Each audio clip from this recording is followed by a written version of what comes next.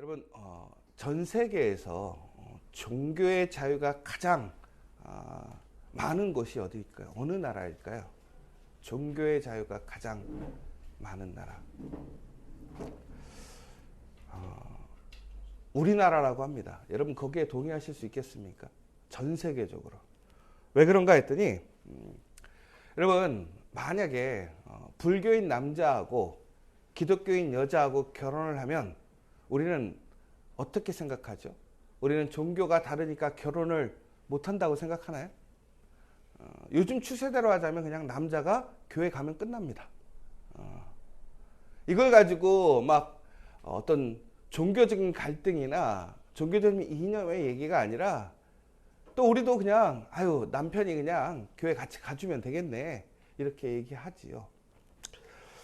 여러분 그런데 전 세계적으로 봤을 때 종교에 대해서 이렇게 포용적이고 또 관용적이고 또 쉽게 개종이라고 하죠.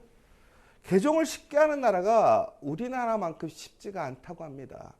다른 나라는 자신의 신념, 믿음을 바꾸는 일 때문에 결혼을 하지 않습니다. 더 나아가서는 그것 때문에 싸움이 일어나고 자녀들까지도 죽이는 사건들이 일어났죠.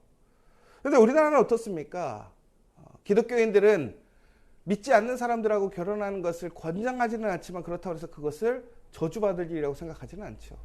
뭐라고 생각하냐면 차차 믿게 되겠지라고 생각을 하게 됩니다. 근데 여러분 그러면 왜 우리나라는 전 세계에서 이처럼 유일하게 종교적인 어떤 결정에 대해서 관용적이고 포용적이 되었을까라는 부분들을 얘기하는 사람이 있었는데요. 결국은 그렇다고 해요. 뭐냐면 전 세계적으로 유일하게 종교의 신념보다 앞서는 인간적인 관계를 우선시하는 게 우리나라라고 합니다. 여러분 잘 보세요. 여러분들이 신앙을 가졌을 때 여러분 교회에 어떻게 왔는지를 한번 생각해 보셨으면 좋겠어요. 대부분은 내가 기독교인 집안에서 태어났기 때문에 교회에 나오는 케이스가 가장 많고요. 두 번째는 나랑 친한 사람, 내가 좋아하는 사람을 따라서 교회에 온 것입니다. 그런데 우리가 어떤 기독교에 대한 신념, 믿음을 가지고 정말 하나님이 하나님이야. 예수님 같은 사람은 없어. 정말 그리스도인으로 사는 것이 정말 올바로 사는 것이고 잘 사는 거야 라는 그런 믿음의 10년을 통해서 여러분들 교회에 출석하시고 또 그것을 고백하셨나요? 그렇지 않잖아요. 그냥 나랑 친한 사람, 내가 좋아하는 사람, 우리 가족들이 가고 원하니까 어떻게 하느냐? 가주는 거예요. 그러다가 이제 예수님을 만나고 하나님을 만나고 그 은혜와 사랑과 능력을 체험하게 되면서 우리는 신앙인이 되어가고 있는 것이지요. 그런데 중요한 것은 그 시작은 신념과 믿음이 아니라 관계성이었다는 것입니다. 그러니까 여러분 우리가 이 관계성이라는 게 우리나라만큼 얼마나 중요한 삶의 역할을 하느냐 이것이 우리가 다시 한번 좀 생각해 볼 필요가 있는데요. 그러다 보니까 우리는 옳고 그름의 문제보다는 네 편이냐 내 편이냐가 더 중요한 것입니다.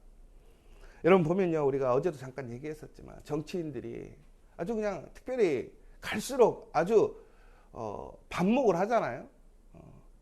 근데 되게 상식적으로 봤을 때 이거는 분명히 틀린 건데도 불구하고 그것을 억지로 주장한단 말이에요. 그리고 우리가 분명히 봤을 때는 그거 사리분별할 수 있는 사람이고 더 나아가서는 자기가 예전에 그런 얘기를 했음에도 불구하고 반대되는 행동을 하는 사람들이 있어요. 그럼 그 사람들이 욕먹을 거 몰라서 그럴까요? 아니에요. 그럼 그 사람들이 왜 그러한 모습을 보여주느냐? 결국은 관계 때문에 그런 거예요. 내 편이 그렇게 하니까 어쩔 수 없이 내 편 편들어주느라고 그러는 거예요. 근데 우리나라는 그게 좋은 모습이에요. 근데 오히려 내 편한테 옳은 소리하고 정직한 소리하면 뭐라고 그러죠? 잘났네. 혼자 잘났어. 우리는 옳고 그름의 문제가 아니라 뭐예요? 관계가 중요하다는 것입니다. 그러다 보니까 우리가 무엇인가를 결정할 때 우리는 어떻게 하느냐?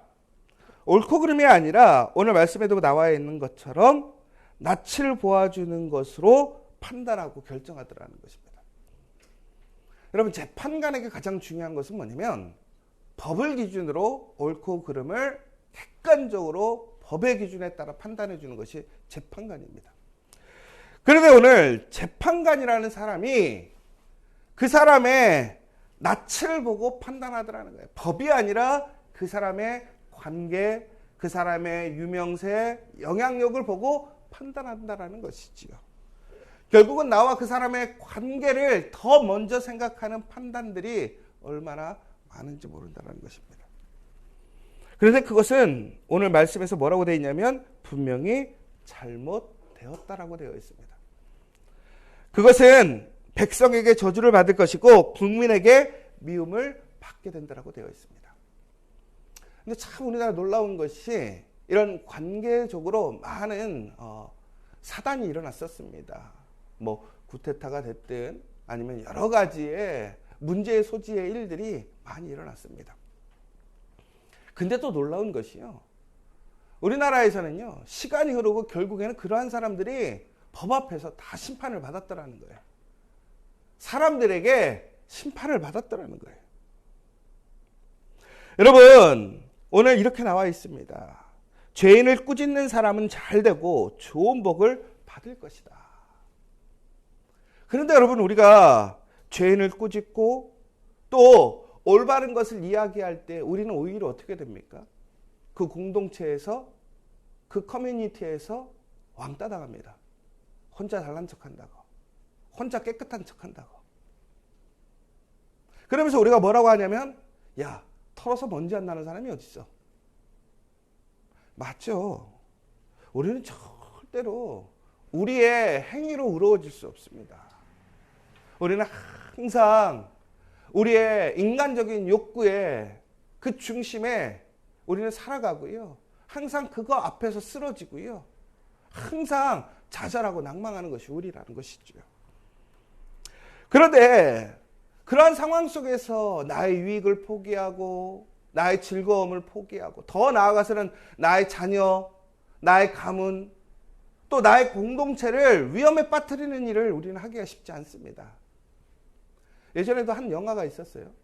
공군에서 비행기 사업을 진행하는데 이게 짬짬이로 그 공군에서 분명히 불합격적인 요소가 많고 잘못된 것임에도 불구하고 그 기득권을 선택한 사람들에게 유익이 주어지고 더 나아가서 자신들의 세력을 견고하게 해서 그것을 밀어붙이는 어떤 과정을 나타낸 영화가 있었습니다.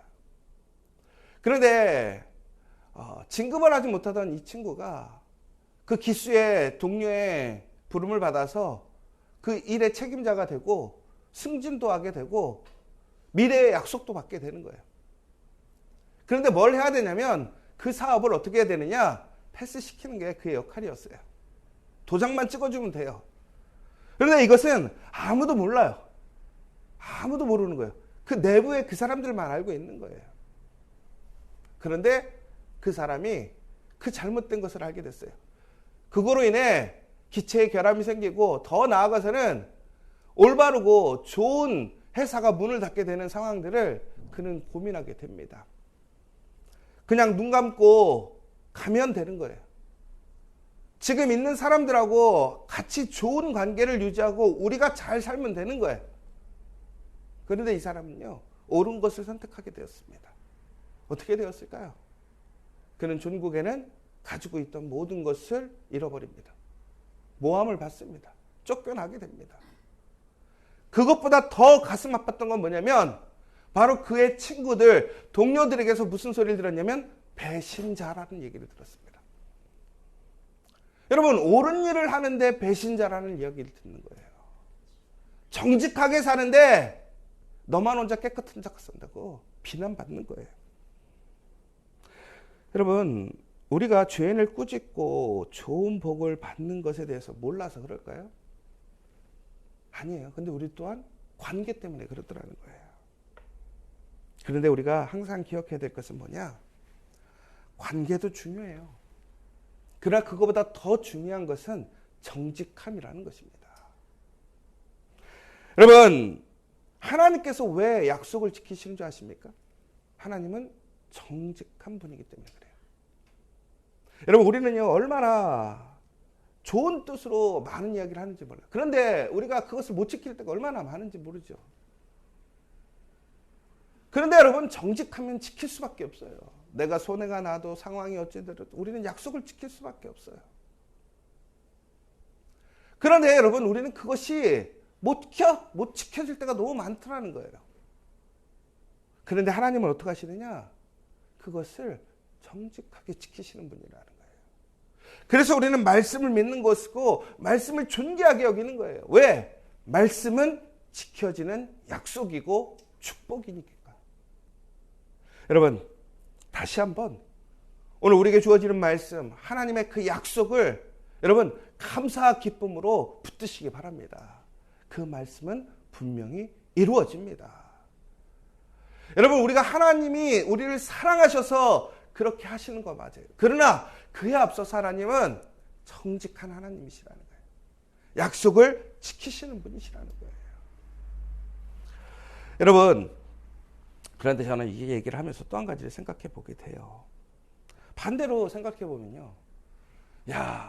결국은 우리는 사람들의 관계가 중요한 거구나.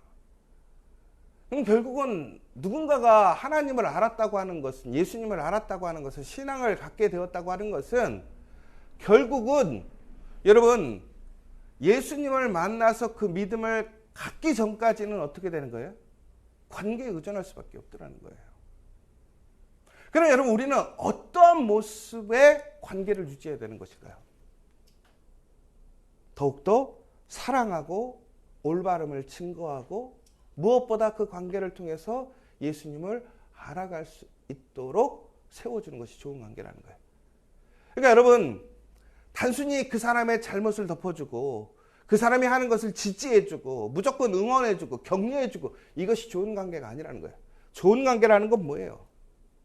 내가 그리스도 안에, 너가 그리스도 안에, 바로 그 하나님의 사랑과 은혜를 알아갈 수 있도록 보여주고 증거하고 나타내는 것이 좋은 관계라는 것이에요.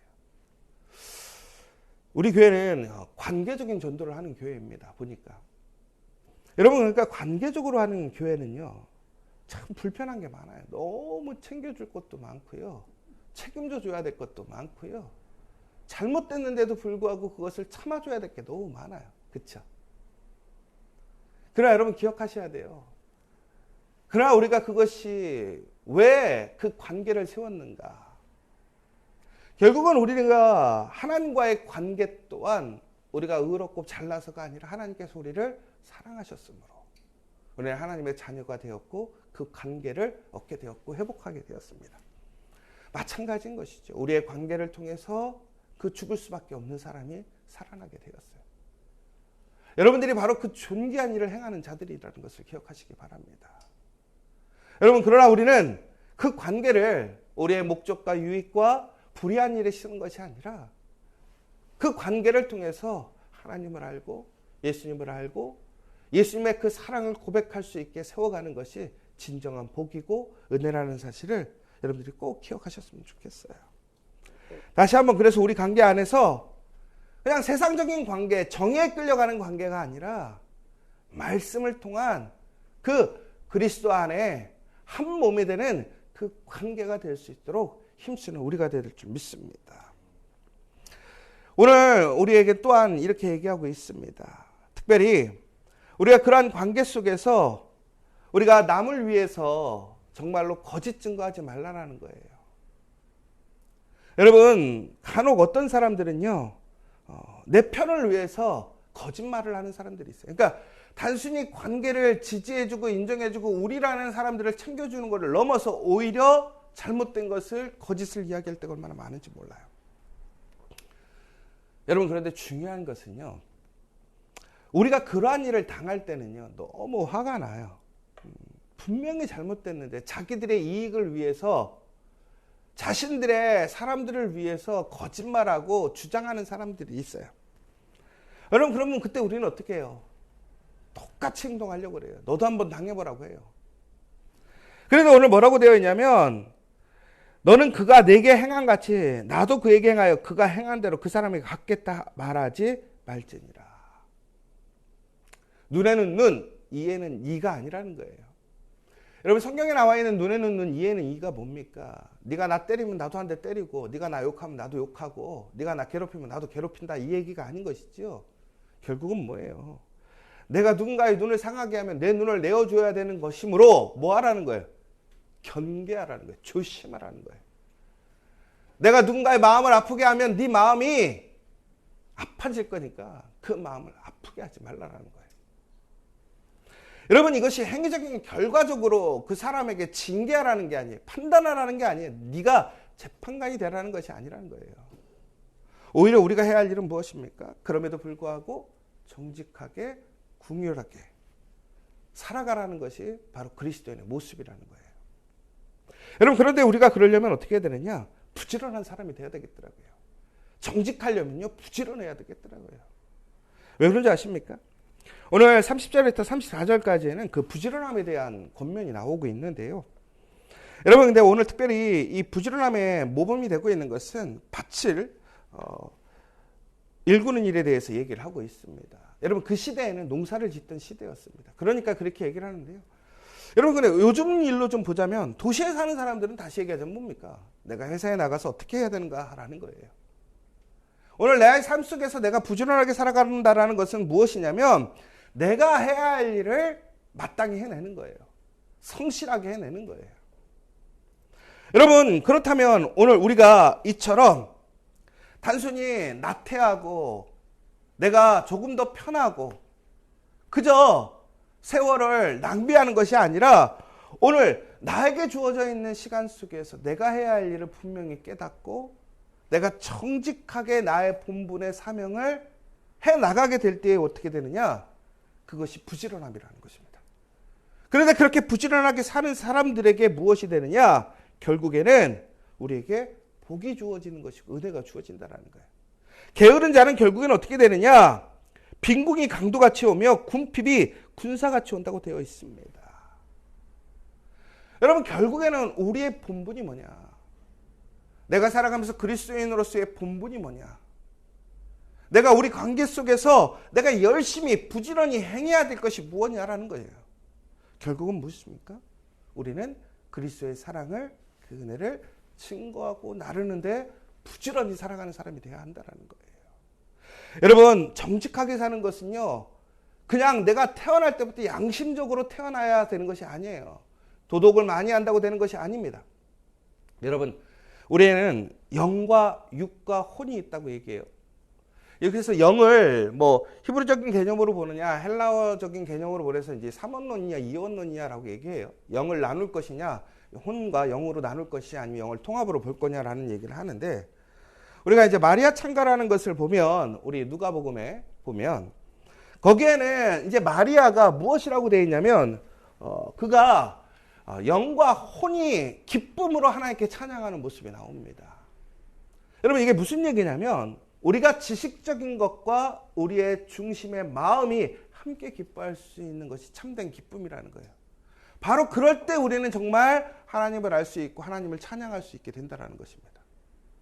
여러분, 다시 얘기하자면 우리가 무엇인가를 행할 때에 우리가 지적인 것만으로서 무엇인가를 행하지 못하게 되고요. 우리의 마음만으로도 되지 않는다라는 거예요. 결국은 뭐예요? 영과 육과 혼이 하나가 될 때에, 그것이 인정하게 될 때에 우리는 기쁨으로 일할 수 있게 되더라는 거예요.